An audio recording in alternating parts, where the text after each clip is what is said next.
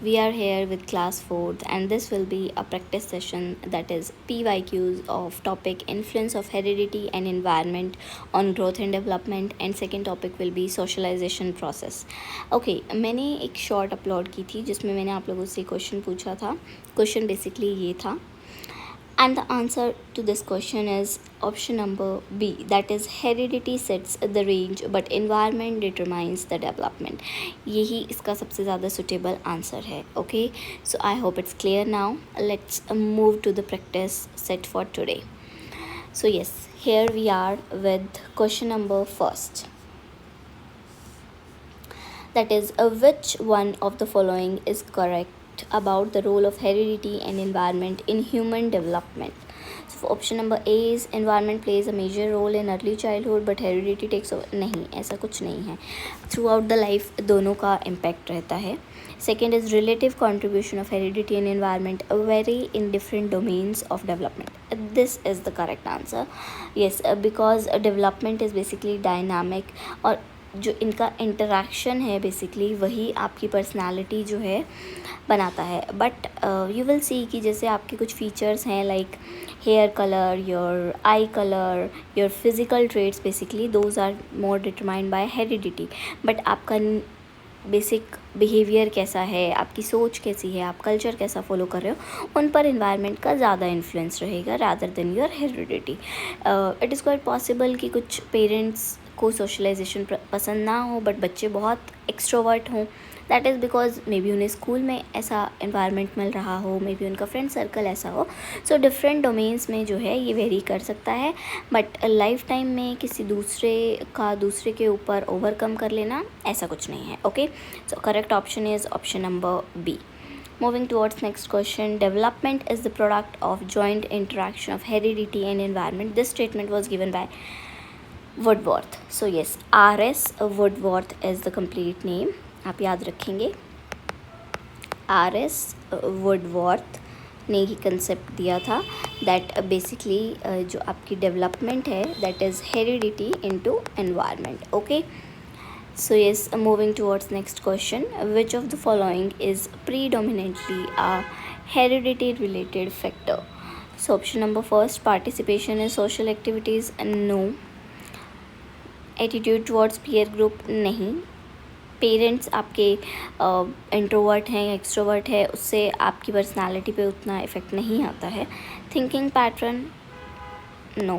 Thinking pattern is basically developed from the environment. आप कैसे social circle में हैं, आपके फ्रेंड्स कैसे हैं, आपके आसपास के लोगों की ज़्यादा टेंडेंसी या इंटरेस्ट किस चीज़ में है, वो आपका थिंकिंग पैटर्न बनाता है. Correct answer will be colours of eye. ये आपका जो है जीन्स कैरी करेंगे या मैं बोलूँ क्रोमोजोमल ट्रेट है. या आपको आपके क्रोमोजोम्स मींस आपके हेरिडिटी या पेरेंट्स से मिलेगा. Okay, next question is environmental factors that shape development includes all of the following except quality of education. Yes, ये आपका एनवायरमेंट जो है उस पर इम्पैक्ट डालेगा. Quality of nutrition, obviously environment में आपका फैमिली बैकग्राउंड, इकोनॉमिक स्टेटस भी आता है, सो इसका उस पर इम्पैक्ट रहने वाला है. Next one is culture. आपका कल्चर कैसा है, that is obviously environmental trait. Physique, no. Physical आपकी जो ट्रेट्स हैं वो सब आपका हेरिडिटी से आता है. अभी मैंने मेंशन किया.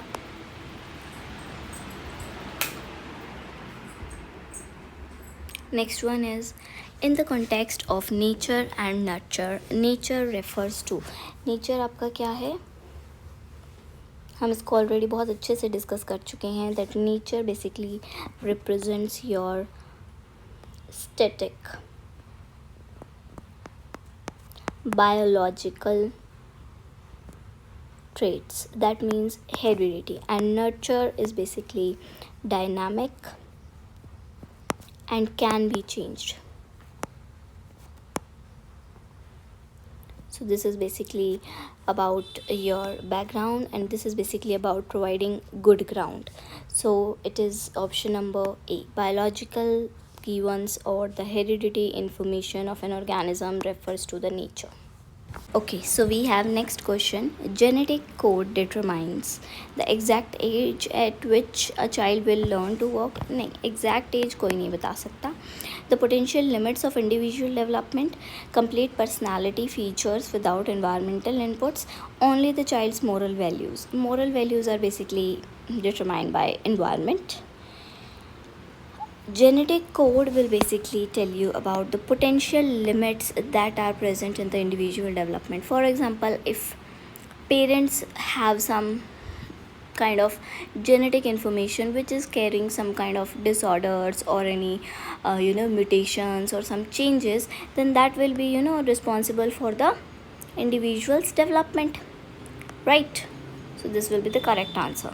Next we have, which statement best describes the relationship between environment and language development? Okay, so language acquisition is purely genetic? No, wrong. Environment plays a critical role in providing exposure and social interaction for language growth. This is the correct answer. Okay, environment only affects written language? No. आपके आसपास कैसी language बोली जा रही है वो obviously impact डालेगा. सिर्फ रिटन लैंग्वेज पे इम्पैक्ट डाल रहा है, this is wrong. Heredity plays no role in, ऐसा भी नहीं है.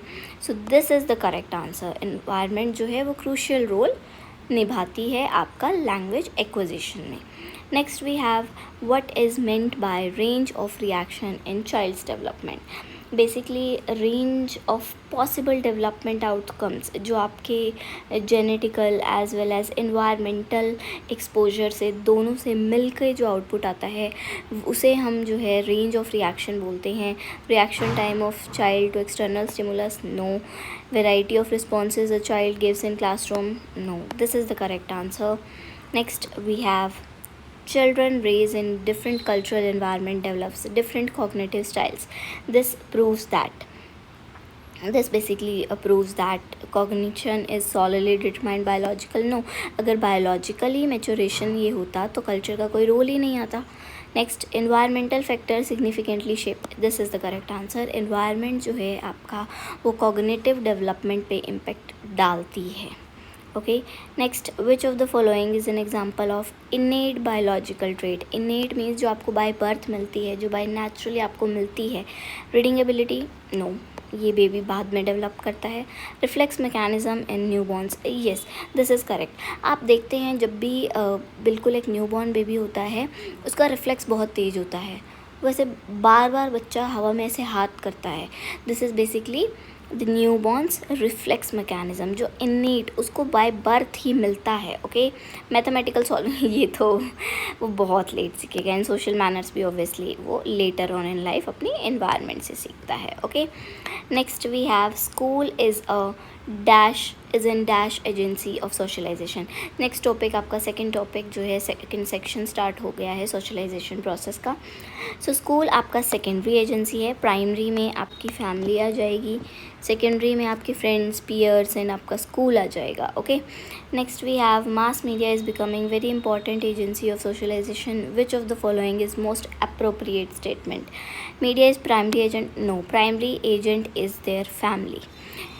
Access to mass media is growing and it influences attitude, values and beliefs. Children cannot interact freely. No.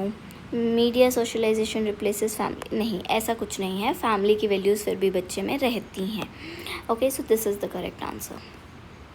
Which of the following are examples of secondary agencies? Secondary agencies में family and neighbor? No, family is primary agency. जहाँ पे भी family है वो secondary नहीं हो सकता. तो आपके तीनों ही ऑप्शंस में फैमिली है except your second option. So this will be the correct answer. Okay, जहाँ भी फैमिली है दैट मीन्स वहाँ पे प्राइमरी है. Next we have, process of socialization includes transmission of values and beliefs, assimilation of culture, learning social roles, all of the above. So yes, all of the above. ये मैंने बहुत clearly आपको लिख के समझाया है उस वीडियो में, ठीक है, जो हमने थ्योरी वाली वीडियो करी थी. इसमें हम ये सब सीखते हैं. हम वैल्यूज़ एंड बिलीव सीखते हैं, हमारा कल्चर सीखते हैं, हमारा सोशल रोल क्या है वो सब हम सीखते हैं by socialization. Okay, which agent of socialization is responsible for primary socialization? ये बहुत इंपॉर्टेंट क्वेश्चन है, देखो बार बार पूछा जा रहा है. ओके, पीयर ग्रुप आपका सेकेंडरी है. This is also again your secondary. school is also secondary. Okay, then during which stage does peer group pressure have the strongest impact? Peer pressure adolescence age से related है. Infants के कोई peers ही नहीं होते. Early childhood में अभी उन्होंने दोस्त बनाने स्टार्ट किए हैं. एडल्टहुड में आप इतने मेच्योर हो चुके हो कि आप पीयर प्रेशर लेना छोड़ देते हो. This is the age of stress and storm. Okay, we have explain this. Stress and storm का जो एज है ये आपके साइकोलॉजिस्ट्स ने बेसिकली स्टेनली ने बोला है आपकी एडोलेसेंस एज को. ओके, इस टाइम पे ही आप सबसे ज़्यादा पीयर प्रेशर में होते हो. Show age of exhibition, or we can say show off.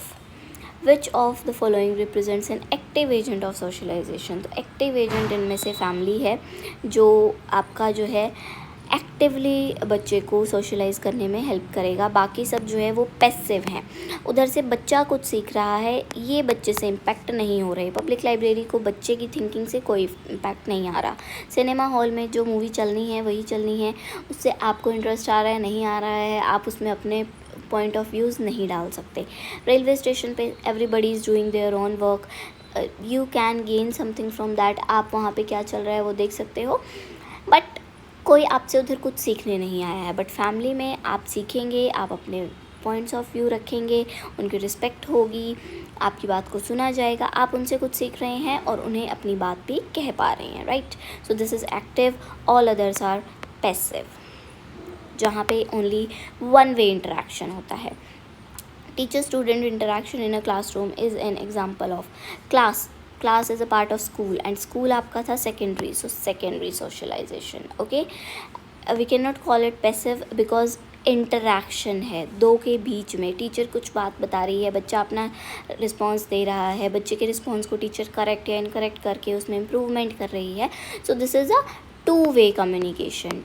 To way है, that is why we can not call it passive. Right, because ये एक एक्टिव है. सो अगर यहाँ एक्टिव होता तो हम बोथ बी एंड सी लगाते. Next we have gender roles are learn through. Gender roles आपको कौन सिखाता है? आपका सोशलाइजेशन सिखाती है. सोशलाइजेशन प्रोसेस में आपका फैमिली एंड सोसाइटी आपको बताती है.